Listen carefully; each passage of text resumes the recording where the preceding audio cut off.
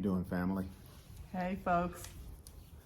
So we thought we'd put together today's session impromptu, more as a reality to East Africa. And in terms of reaction, we saw a YouTuber, and I'll tell you who it is. It's Go Black to Africa. We've watched his videos since before moving to the continent of Africa. And I don't want it to be a mystery. We've enjoyed his videos and they've been very helpful to us, as a matter of fact. And we just want to react to one he shared, which was really authentic in terms of just the reality of moving to the continent, I guess is what I'd say. Right. Because a lot of things that he said, they were very, very helpful when we were preparing to move here. And it's like a must-see, because a lot of people have a mindset of, it's like they think they're moving from, like, say, New York to Atlanta or something like that. And you're still within your same country, and it's the same group of people, language, everything. Might be somewhat different, but it's totally different when you move to another country and you have to find out before you go, okay, how am I gonna live? How's the language? There's a lot of things you really need to look into that a lot of times people just don't do that. I want to even slow it down and think about what you just said. I moved from the Midwest to the DMV. That's DC, Maryland, Virginia. DMV, that's what it stands for. And that was a cultural shock. And that's what all this is about, actually, Yes. culture. It's a faster pace than where I was from in the Midwest. You've got that New York, DC corridor, Baltimore.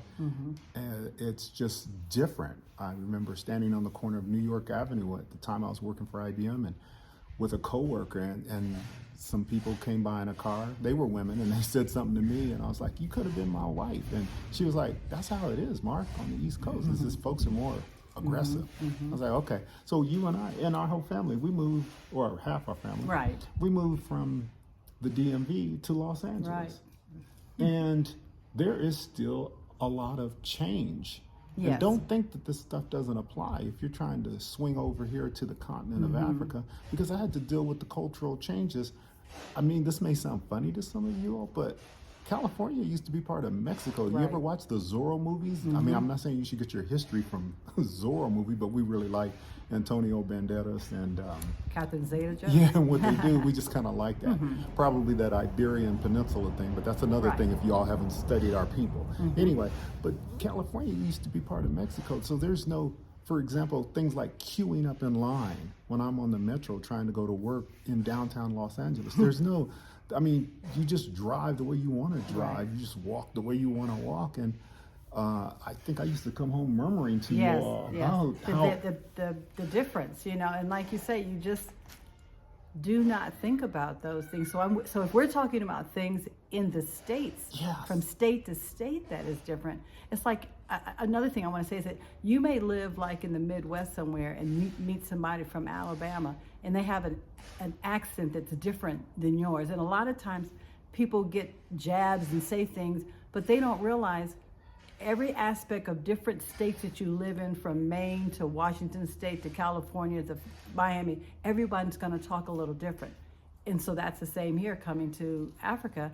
You have different countries, different languages, Swahili, French, it goes on and on. And so those are really things you really need to think about and look into to better adjust to moving. So what we're going to talk about in terms of reaction, it may follow the three things he mentioned, which were money. There are reasons why people leave the continent and return Right. to their home country, Yes. whether it's the UK, the United States, Caribbean, wherever. Money, business, and community. But I guess we'll come at it from a point of view of our personal perspective. And I'm probably, and you probably give some details along the way that are our personal thing. This is something I learned from my brother-in-law, shout out to Raj. That is to just talk about from my perspective what happened. So in terms of money, we are blessed to be retired Yes. and have income flowing in for us on a consistent basis. We've also owned property and had rental residual income coming in, which is just fabulous. So that's a good thing. I know that even moving within the United States, there's this word that people are afraid of. It's called a budget. And I am guilty. I was saying this the other day. Yes. I was like, I'm not really counting, knowing where every penny goes. Right. Now, the good news is we've been blessed and things have been handled okay.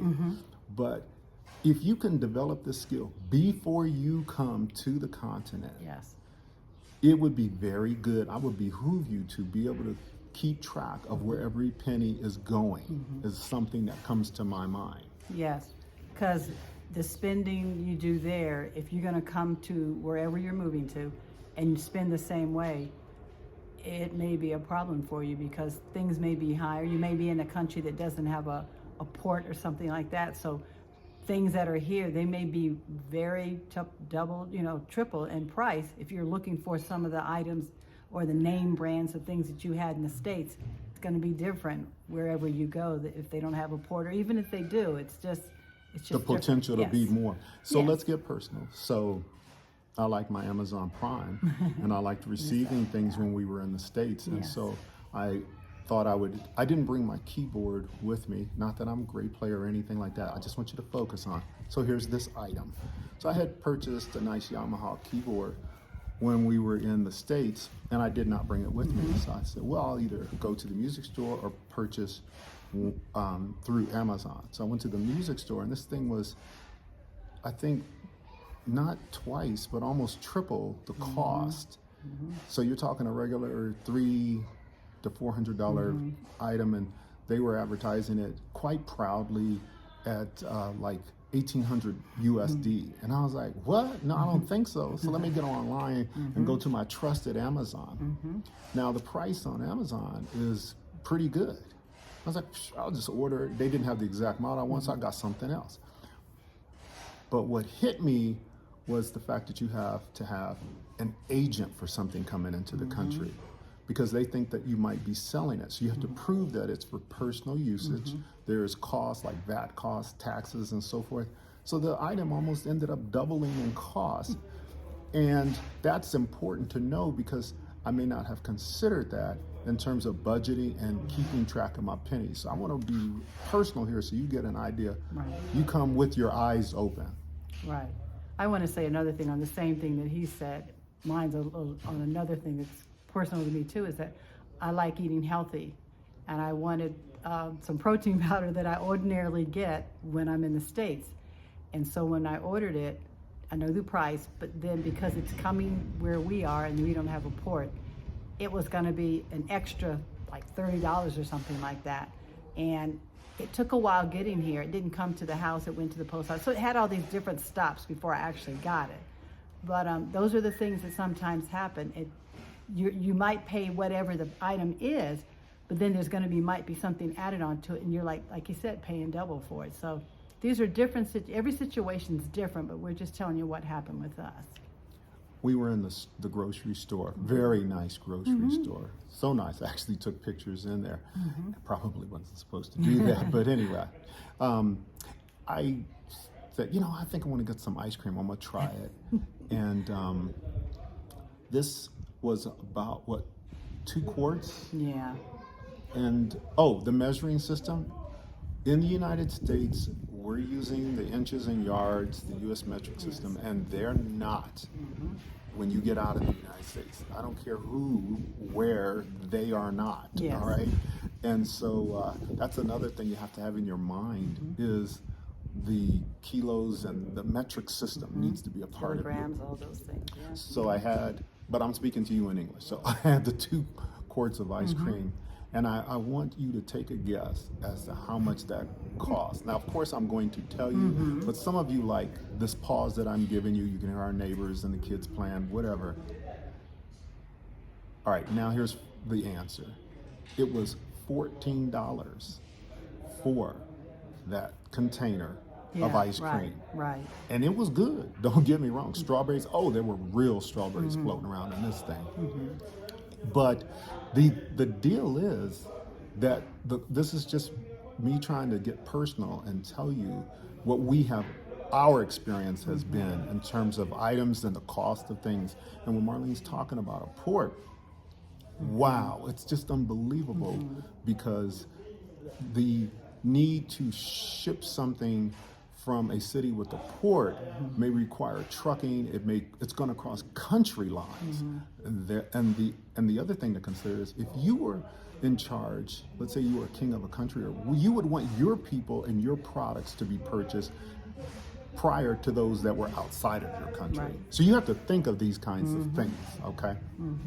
That comes to mind. I'm thinking about food, and not what that we buy, but the way we eat and so forth. Yeah, it is different. Like you say, you come here with a mindset of all the things that you've always eaten your whole life, and so coming here, they're not going to have all the stores that you're used to seeing, the restaurants, the type of food, and even if you do see some food that might be Mexican or Spanish, whatever, it's still somewhat different than what you're used to. It's like you're thinking, wow, they made it with that, so it's according to how they like to make it, so Yeah. those are the things to consider in reference to when you're trying to get certain food. And so over time we've got to figure, okay, if I want food a certain way that I'm used to it, I'm going to have to make it myself probably. So those are things you have to think about. Yeah. So when you go to a restaurant, and I haven't been to some of the nice restaurants that you have to have the steak and so forth, and it is really good. So because you're talking about, as a friend of ours, shout out to Dom, would say, no GMOs, no drugs in the chickens. They're normal size. They're not walking around like they're auditioning for a role in the movie The Incredibles. The chickens and produce is the right size. The thing is, though, there's not a lot of, they don't specialize in spices here. That's somewhere else. Yes. So their food may be a certain way, or they like a particular spice, like pepper. I understand the steaks were extremely cheap, which very good price. They were very good. They were very good. But the deal is, you don't want to be eating out like that on a consistent basis, because that's one of your most expensive. Well, one of your largest expenses is the food. And when you do go buy something someone else already cooked, even though it's at a discounted price, you still got to take into consideration, is it going to last you more than one day? Are you going to get seconds out of that? Are you going to eat again? And even driving to be able to get there, that's another thing to consider, because we were using a driver who we liked a lot, but we didn't realize we could make a trip for a fraction of the cost if we just used the local taxi service, which was excellent. As a matter of fact, not the latest model cars, but then again, none of the vehicles are the latest model. Get used to that. I guess the thing is, though, I even took a moto taxi several times. A motorcycle, you just hop on the back of it, that's their taxi. They're all over the place, just like in China or in India, okay? But the deal is, all of these things add to your cost and your money going out the door. So you need to make sure you're counting your money, and you got a nice income source that's coming in on a consistent basis. Yes, I wanted to make one point also. It's like, and that's getting back to food or things you purchase. I'm noticing, this is what I did in the States. When I got, like, we drink almond milk or certain dairy products or certain things, I was used to them lasting, once I opened them, like 9 days. Well, it's different here with the product we got. It lasts maybe 5. It says it on the carton just like it does in the States. But those are the things you have to look into, because when I first got here and I got the almond milk, I didn't think about it. I just started keeping it for the amount of days I was used to. And I said, oh, I need to read this and see what it says. And I'm realizing it's the less amount of days. And so those are the things you have to look at too. Things that maybe you were used to getting of certain products that maybe had an expiration date different in the States, it may be different here. So just little things like that you may have to, check out. And the reason why on that expiration is a good reason. Again, they're not putting chemicals and preservatives in things because they're forbidden, depending on which country in Africa you're in. But most of them, it's closer to its original source, and therefore it's going to break down quicker. It's better for you. It's healthier. but it's also not going to last as long. Yeah. If you think about it, the reason why things last so long is because of the chemicals and the way it's pumped up. Right. That's why it lasts so long, and those things are happening in your body also. Yes. Yeah. Yes. And another thing, I know we've probably beaten this up, but I'm going to say it anyhow. There may be a certain, like you say, item that you're used to getting. You'll have to think of alternatives. I mean, we like say, the original Listerine. It comes in the golden color. Well, they don't have that here. They have Listerine in different little flavors, but they do not have, at least not that I've seen, so we've been here, of that kind. So those are the things of just trying to have a mindset when you come and looking and shopping. You're going to have alternatives to maybe what you're used to. So it's an adjustment, and you have to decide, what can I adjust? What can you do? So The thing that comes to my mind is, I guess, consumerism. I was going to say this, but why? We saw one of our sons many years ago while he was in college and taking a particular course, had a video that he wanted us to watch. And I had never seen it. You've probably seen it before in the audience. I hadn't. And it basically, this is the bottom line, that we are brought up in a Western society, a Western mentality of consumerism. And you are either producer or consumer. And we're pretty much trained to be consumers. Trained how?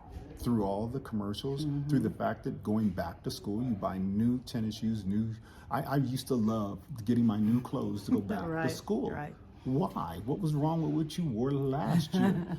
Or planned obsolescence. I think appliances and things used to last more than at least 10 years or something like that. Now they're planned to go out of style or break down in 4 years or some period of time, 3 to 6 years.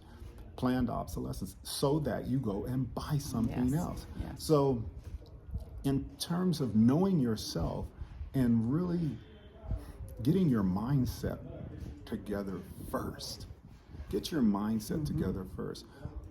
By that, what I mean is so that you're not easily tripped up by a little thing that she just mentioned, which is if you prefer the gold Listerine or you prefer original, the blue one or something like that. There's a good chance where you are probably isn't going to have it. There's a good chance there's no air conditioning that we have here in this house. But then again, we're in a climate that is one of the best in the world. And so you don't really need it. Yes. But if your mind automatically, naturally goes to, well, I'm going to need the good Listerine. I'm going to need the particular type of shaving or toothpaste or ice cream. I gotta have my Ben & Jerry's, or I've got to have certain things. Then you're already losing before you get on the plane to come here, because your mindset has not left battle. Basically, it has not. You're still under that. And if it helps, I would like to offer this. Please think about what you want. Right. I think that I just observe, so I only have anecdotal evidence. I don't have clear receipts for this, but consider whether or not you think this to be true. And that is, I find that people don't take the time to find out what they want to make a decision. And an example of that might be, well, I've decided that I prefer to be near the ocean. I need a hot climate. That comes with a hot climate by default. I want to be near the ocean, and I'd like to be in an international audience, and then commit to it. But people don't take the time to think, what do you really want? And then go do your detective work and see, all right, what's available that are options I can consider. I read comments of a lot of YouTubers. So this isn't about the YouTubers. This is about the people commenting. And what I noticed is everyone has an opinion on where you should go, but they don't start with the number one most important thing is, what do you want? This occurred to me when I used to work for the government, and at one time I helped individuals who were federal employees, people in their 30s, 35 years old, 40 years old, in terms of career guidance, career counseling. They could move around. I help people write resumes. I did interviewing, videotaping, workshops on goal setting and things like that. One of the things that I noticed as they're doing construction on the house next door, one of the things I noticed is that people spent more time doing prep, detective work for a small 2-week vacation than they did for a job that could realistically last them a year, 2 years, 5 years, 10 years, 15, 25, the rest of their career. They haven't been to the federal agency, or if it's in private industry, they hadn't been there. They haven't done any networking to find out, how do you like working there? They hadn't done anything. They just want to run from where they are. You don't want to do that. You want to be moving towards something that aligns with your values. Right. So that's just something that was on my heart to share, and I wanted to get that off my chest. Well, we've been trying to give you an idea of our personal situations. As a matter of fact, we have had situations where we've had things stolen. I've had a laptop stolen. I've had money stolen. But then again, when I was in the Midwest, I had a bike stolen. When I was in LA, I had my bike stolen. I've had houses broken into. I'm like, okay. So, but just trying to give you the real deal, the reality of it, if that helps any, and I hope this would help someone. So I just need to get that off my chest. Yeah. I don't know if there's anything that you need to get off your chest, or thoughts that you had. No, not really. Not that I can think of right now, maybe as we continue to talk. So I guess very important thing to consider is your situation. So jobs. We're used to having, and this is part of the consumer mentality. Yes. We're used to having jobs in the U.S. Now, some of you are not. Some of you own your own businesses and or have a side hustle or some residual income coming in because you saw that was a way to go. Well, salute to you because you're prepared. We don't have that situation to be worried about, but we do want to communicate to you all, hey, you cannot just take the mentality over there, wherever over there is, and bring it here. First of all, more than likely, the currency you use, if it's USD, is going to be of a much higher value than the currency used wherever you would end up on the continent. Right. Therefore, if you had some type of business here and you were able to charge this much money wherever you're coming from, you're probably only able to charge this much here, which means it's not enough to live on. It's not enough to pay your bills. For those looking for a job, the emphasis would be, if I was the king, my emphasis would be on the people in my kingdom and them being employed first. What am I saying? What I'm saying is, you just can't waltz into a country on the continent and think you're going to take a job away from somebody who is born here. That's not going to happen. They're not going to allow that to happen. It's just not going to go down that way. So you need to already have planned out what you are going to do in terms of creating income, some residual income for yourself. And you want to have already been doing it in the past. Number one thing I would say to do is, and this is a dirty word, get out of debt. Yes. Get out of debt first. It felt so good for us to be driving around in your Honda Civic, pulling up, whether it's in the DMV or in LA, because we drove it across the country. Right. To 2014, I think it was, Honda Civic, pull up next to people who had Lexus and everything, but deep inside, we knew they're making $400 or $500 monthly payments. Right. And I'm not, and you're not. Yeah. Oh my goodness, it's amazing how your mind frees up when you don't have debt to worry about like that. Oh my goodness. And when you take care of stuff like that, you begin to position yourself for a move such as this. Yes. Yeah. Well, I think we've taken it about as far as we can take it. Yes, yes. Yeah, we've taken it about as far as we can. Know yourself. Know your situation. Hey, I'll even give you this as a model. An MODEL, this model, and that is GROW, GROW. The G stands for goal. What is your goal? What is your objective?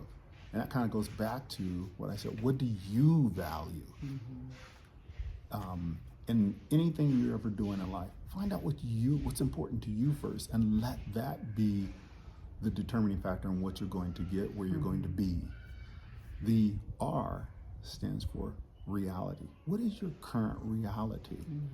Your current reality might be, in terms of moving here to the continent, that you've got family to be concerned about in the States, and that hasn't been ironed out yet.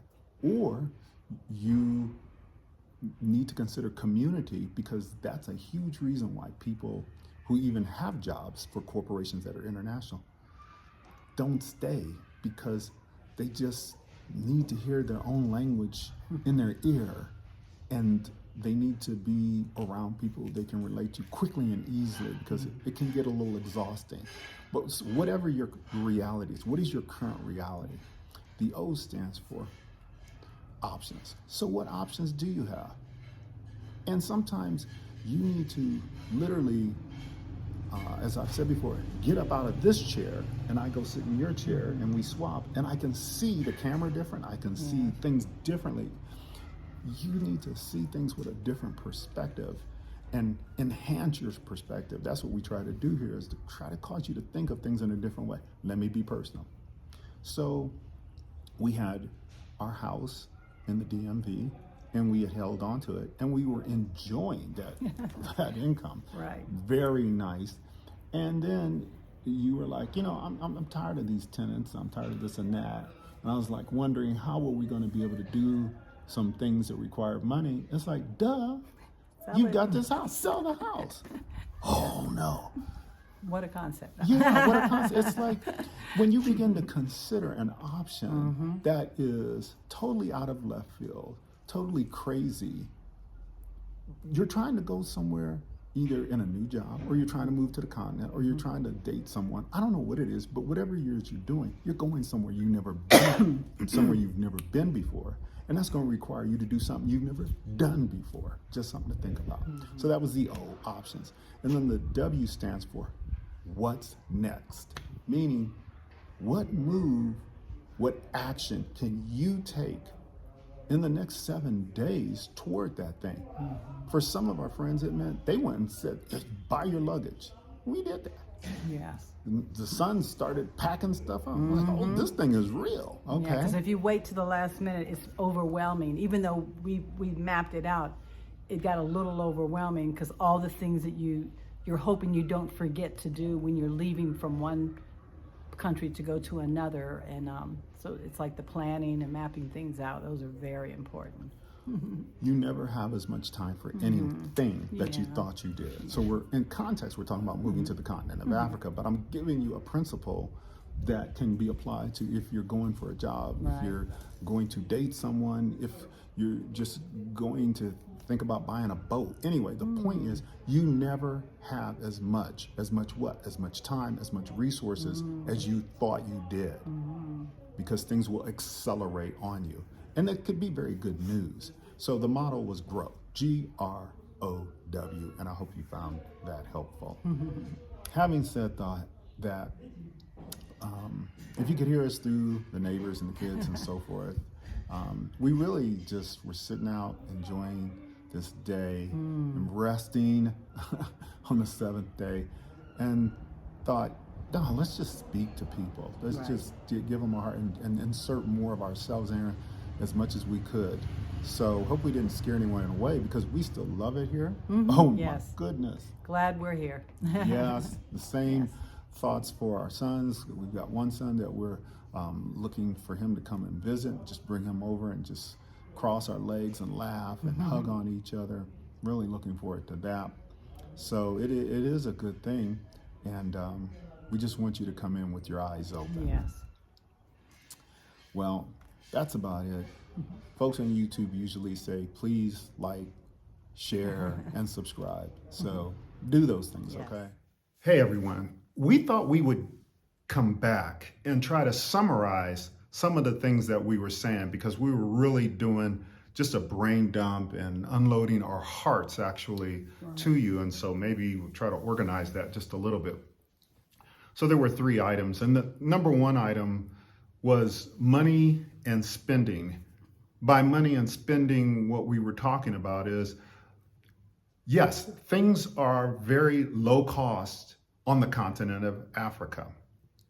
However, if you are trying to maintain the lifestyle you had in the UK or America or the Caribbean or wherever Western country you came from, things are going to begin to be very expensive. And we gave you examples of that, whether it was a driver, ice cream, or things like that. Yeah, so So a lot of times if you're trying to live the way you did wherever you were, certain items here could be higher. I mean, if you're looking for a particular name brand that you're used to that you might see, it could be $10 higher or something like that. So it just depends on where, the items or things you're trying to purchase, be it food, be it things like that. So yeah, especially the food. The food. And so we're like trying to get to know wherever you are, the foods that they have here, and get to eat more of the African foods, or like I said, you're going to be cooking more and buying more, but it's like trying to get immersed into your environment as to where you are so that your spending won't be so high. And then number 2 item had to do with business, jobs, income, whatever you want to call that. So for example, if you are, the goal is to have steady income, either because you're retired, either because you have a business that you own, or a job. We talked about jobs, and basically chances are slim to none that you're going to come here and find a job. Maybe you already work for a company that's international. We have friends who do that. That's a different story. But just have the right frame of mind. I would say get your business started now, wherever you are in your home or country of origin. That's what I would say. Right. So that when you come here, you're established and you have some steady income coming in. Because coming to a different country, trying to work with the people, you've got the language barrier. So that's one thing you have to be concerned about. So that's going ahead of time so that at least you have some income coming in. And then if you're going to work with people here, or kind of have someone with you from where you are, then that will work for you. But those are the things you need to really think about ahead of time to have some preparation before you actually come. And then number 3 is actually community. And we didn't say a whole lot about it. I just mentioned it really briefly in the video. So let's say some things about that. I want to piggyback off of what you were just saying with regards to the business, or I'm sorry, having a job and income. Because actually, even when someone works for an international company and they move to the continent of Africa, there's still this business of community. And by that, I mean things to combat loneliness. So the corporation, and I've had this happen for me inside our original country, where they paid for my move and things like that. So you could have that here and not even have had to worry about coming out of your own pocket with money. But you need to realize one of the top reasons why people do not remain on the continent is because they're lonely. The loneliness, they're missing family, they're missing their friends and their natural connections that they had. So you could have had the technical, what I call the technical, already taken care of in terms of the job, and they even moved you. But that pales in compared to just being able to hear your native tongue in your ear on a consistent basis, or being able to connect with people. So I think what you want to do is try to be intentional about building those networks. And you could even do that before you come. Yes, there's expats things on Facebook that you could join. A lot of people, they reach out and they're saying, if you're coming to this particular place, we'd like to connect when you get here. So those are things that you could do before you come. and then you'll have a community to start to build on when you get here. Another way is there are virtual workshops that you can attend. We did that. Yes. We joined the Facebook groups that she mentioned, and we joined or participated in a virtual workshop and interacted with a few of the students, just like you would do if you were in the corporate environment and you were networking because you went to a course in Alaska, Hawaii, or Las Vegas or New York. You might stay in contact, and we've begun to do that too. So you have, like wherever you were from, you had neighbors you connected with and people like that. So it's the same thing coming to another country. Get to know your neighbors. We've got to know storekeepers and people that may have started their own companies and got to know them. So it's like getting to know the people around you so that you don't feel, kind of just set aside or just, like you said, the loneliness coming upon you as you get to know your community. That's really a great way to start, because you're going to go perhaps to the dry cleaners, you're going to go buy food, you're going to go get your hair done, and perhaps you're going to get some wine and things like that. Those are individuals we've already begun interacting with. You see each other on a continuous basis, and they're locals more than likely, although we've also encountered business owners who are in partnerships with locals, and they're also from our own zip code back home. Right. Very interesting. So, but what I'm saying is that they're really arm's length away from you. Lastly, is something that I noticed that people would even do at times, and that is to go take short excursions and say, hey, we're going to go see the gorillas, or hey, we're going to go to Mount Kigali, or hey, we're going to go on a safari. Anybody interested in sharing costs, sharing a car, or doing that together? It's no different than when I take a road trip, or some of you may have taken a road trip to, I don't know, Daytona Beach or something like that, or Las Vegas or wherever, but those kinds of things. So that's the building community. And we hope that you are able to see those areas and that you will be intentional about, number one, money and spending. Right. Number two, business, job, income. Number three, being intentional about building community. Yes. We thank you. And again, as I said earlier, if you found value in the things that we shared, we ask that you would like this video and that you would also subscribe. Thank you. Thank you. One night, can we last till the sun?